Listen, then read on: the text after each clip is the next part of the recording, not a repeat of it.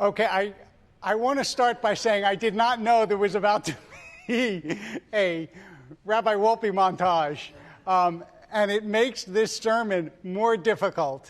And had I known, I would have said, cut the Wolpe montage for reasons that will become clear when you hear the content of the sermon. But here we go. So I want to start with the greatest modern Hebrew poet, Chaim Nachman Bialik, who had a very uneasy relationship in some ways with the Jewish tradition because he grew up very traditional. He had a hard time with it when he was a kid.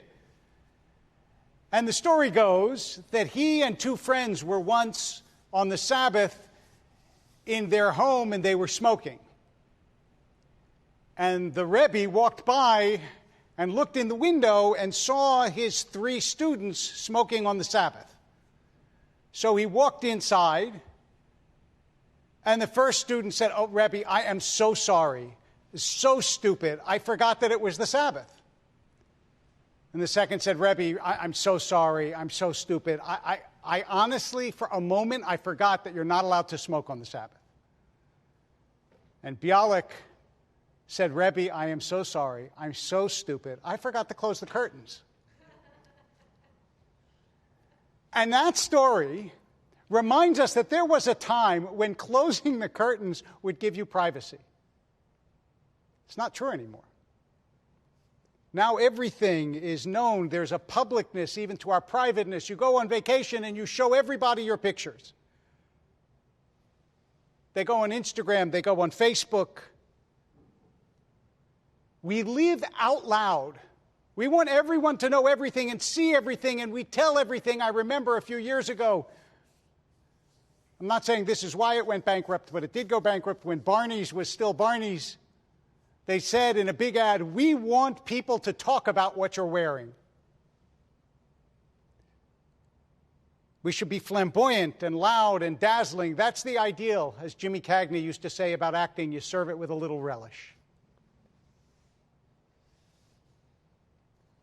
But that's not the Jewish model. On Rosh Hashanah, we read the story of Hannah, who went to the temple and prayed, and the high priest Eli thought she was drunk. Why? Because she was praying silently. She didn't scream her prayers so the whole world would hear. But her prayer was more powerful than those that were shouted from the rooftops. And I thought, how do the greatest religious figures that I have met in my life, that I have had the honor to meet, how do they hold themselves? The Pope, the Dalai Lama, Elie Wiesel, all of them share one characteristic. They don't say, "Hello, I'm a remarkable person." They all have a quiet at their center. They all have a sense of self-effacement and humility that is real, not assumed. I was struck when the Chief Justice gave his eulogy for Ruth Bader Ginsburg that he said the same thing that many people said, which is she was distinguished by her humility. This is not a quality in the modern world that most people cherish, this charisma of quietness.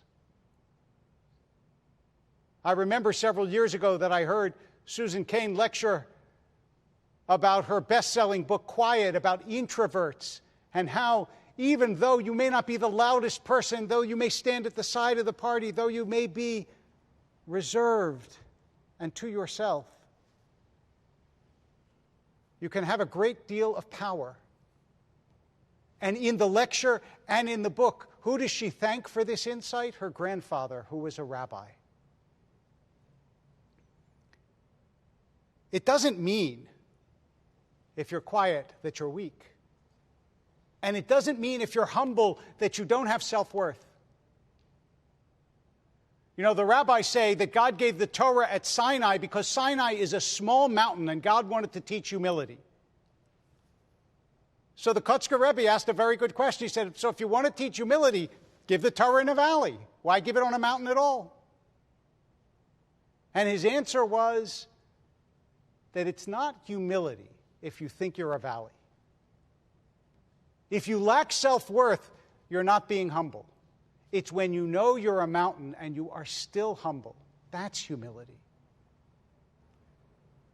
When you believe you have something to contribute, but you also understand that you are a fragile and frail and easily misled human being.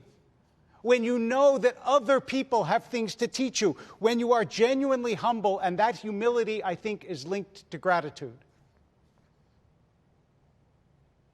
I don't know how many of you know the story of Cyrus Habib, but you should. He was 8 years old when he lost his sight. But he graduated from Columbia and from Yale, and he became a Rhodes Scholar, and at 35, just a few years ago, he became the first Iranian American to hold statewide office. And in April, he resigned his office as Lieutenant Governor of Washington to become a Jesuit priest.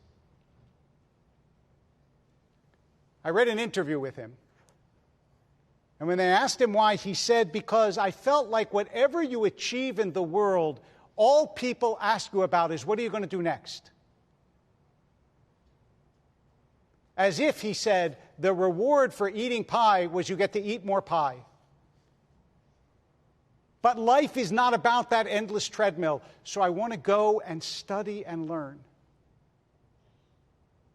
And I thought, what does it mean for someone who has achieved such office in their late 30s to go and sit in a classroom with people much younger? It requires humility.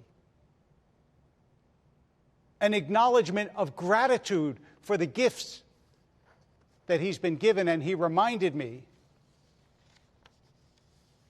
since he had lost his sight and was still so filled with gratitude, that there is a bracha, a blessing, that we say every morning about the body, mafli la'asot, God who does wonders, a blessing of gratitude for the functioning of the human body. And you know who wrote that blessing? Rav Sheshet in the Talmud. And he was blind. And yet he thanked God, because gratitude and humility, softness and quiet and appreciation, qualities that are not valued in a world of spiking the football and bragging about how wonderful and great everything is, that you have done, those qualities are really important. And I want to thank my colleague, Rabbi Daniel Pressman, because when we were discussing this, he led me to a book. It's called Thanks 1,000, A Journey of Gratitude by A.J. Jacobs. And you know what he decided to do? Jacobs decided he was going to thank everyone who was responsible for his morning cup of coffee. He began with the barista, and then the tasters, the cup makers, the roasters, the water system regulators, the shipping companies, the miners, the smelters. He ended up traveling by plane, by pickup truck, and by van to Bogota, Colombia, to the mountains to thank the roasters and the pickers and the growers. And by the time he was done, he had thanked over 1,000 people, all of whom combined for his cup of coffee. As Mark Twain said, a self-made man is as likely as a self-laid egg. You can't do it yourself. It's true. There are people who are gifted and ambitious and do wonderful things in this world, no question about it, and we should be grateful for that. But when I walk out in the morning, and the first prayer that I say, which is the first prayer our tradition teaches us to say, is Modeh ani lefanecha. I am grateful to you, God. I look around and I see buildings. Every building is a testament to cooperation. You don't build a building alone. Every street lamp, a proof of planning. Every road, an agreement. Every market, an indication of mutuality. Every society, a chain of 1,000,000 promises kept. If we didn't take care of each other, none of us would be here. I stand in a building I didn't build, in clothes I didn't make, with technology I didn't create. How can I not be grateful and humbled by it? And this idea that human beings aren't really like that they're really dog eat dog, and that we're really all in competition and we should be yelling at each other and screaming at each other, it is a misconception of the way we really are. I remember in high school I read a book that I actually even hated at the time, but now I hate more. It's by William Golding. It was called Lord of the Flies, and it's about, as you all know who read it in high school, it's about a group of kids on an island, and they devastate each other because, after all, says Golding, that's what people are like. But it's not. Because, believe it or not, there was a real Lord of the Flies. Years later, 6 kids from Tonga got lost in Atta, in an island, and they were there for over a year, from June of 65 to September of 66. And then they were discovered, and guess what? They had taken care of each other. They fed each other. When one was injured, they healed each other. They showed human beings have a spirit of gratitude and mutuality, not of anger and divisiveness and hate.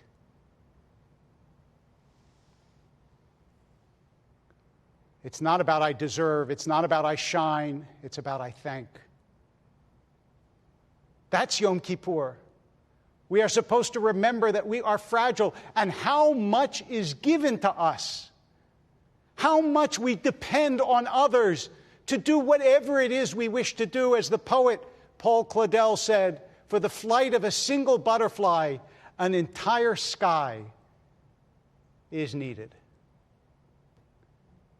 For the success of a single person, an entire society must be here. And so, we should be grateful. And the truly great are grateful. I started with a story about the greatest Hebrew poet, so let me tell you, as I come to the conclusion, a story about the greatest Hebrew novelist, Shai Agnon. In 1966, the same year, by the way, that those kids were being rescued from the island, in 1966, Agnon and Nellie Sachs, a poet, won the Nobel Prize. And it was a huge event that an Israeli writer in Hebrew won the highest honor for literature. And so, as you can imagine, Agnon was flooded with press. And one of them said to him, we want to see you at your desk. We want to see you write something. Get a real shot of the writer at work. So Agnon, kippah on his head, as it always was, because he was a religious man, sat at his desk and he wrote something. And then they all left, but one of the journalists had the presence of mind to go and look at the desk and see, what did this man who just won the highest honor that humanity has to bestow on a writer, what did he write at the moment of his triumph? And on Agnon's desk was Adam Yesodo me'afar v'sofo le'afar. A man's beginning is dust, and his end is dust. In other words, at that moment, he wasn't boasting. He was humble. He was grateful. That's the religious attitude. On Yom Kippur, we remember our life is fleeting. Our gifts are frail. We should be grateful. We should feel humbled. Moses is, in our tradition, the most important human being who ever lived, and yet in the Torah, what does it say about Moses? It doesn't call Moses the smartest person, the most charismatic person. No. It says Moshe anav ma'od mikol adam. Moses was more humble than any man who ever lived.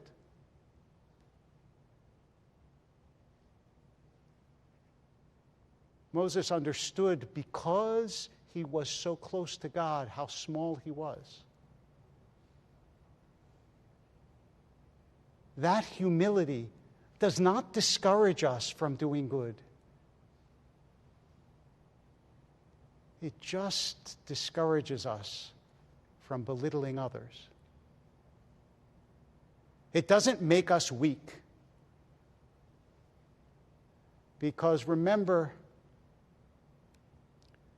that bullying and cruelty, that is the weakness of those who don't have character. But when you actually understand who we are, then you live your life, as Wordsworth said, was the best portion of a good life. The little, nameless, unremembered acts of kindness and of love. Yom Kippur is to return us to our souls, not so we think less of ourselves, but so we think of ourselves less.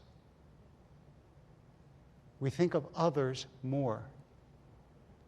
We care more. We love more. We don't have to announce to the world how great we are. Let the world decide. What we need to do is to elevate our souls, to seek goodness, to try to live those little, nameless, unremembered acts of kindness and of love. It is that, after all, that gets us written in the book of life.